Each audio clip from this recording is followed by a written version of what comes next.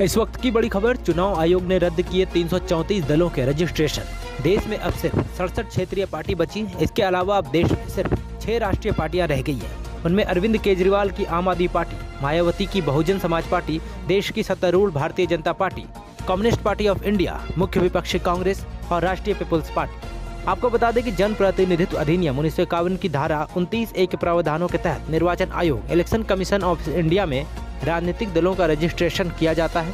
Election commission of India ने 6 वर्षों तक चुनाव नहीं लड़ने पर इन पार्टियों को पंजीकृत दलों की सूची से हटा दिया है। इस वक्त की बड़ी खबर, चुनाव आयोग ने 334 दलों का रजिस्ट्रेशन रद्द कर दिया है। इसके साथ ही अब देश में सिर्फ 67 क्षेत्रीय पार्टी बच गई हैं। इसके साथ ही देश में अब सिर्फ 67 क्षेत्रीय पार्टियां बच गई हैं। वहीं देश में अब सिर्फ 6 राष्ट्रीय पार्टियां रह गई हैं। इस वक्त की बड़ी खबर, चुनाव आयोग ने रद्द किए 334 दलों के registration.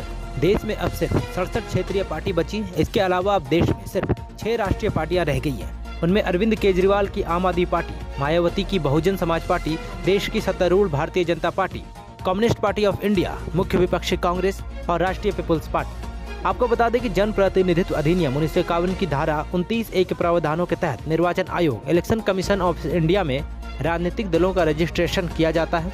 Election commission of India ने 6 वर्षों तक चुनाव नहीं लड़ने पर इन पार्टियों को पंजीकृत दलों की सूची से हटा दिया है।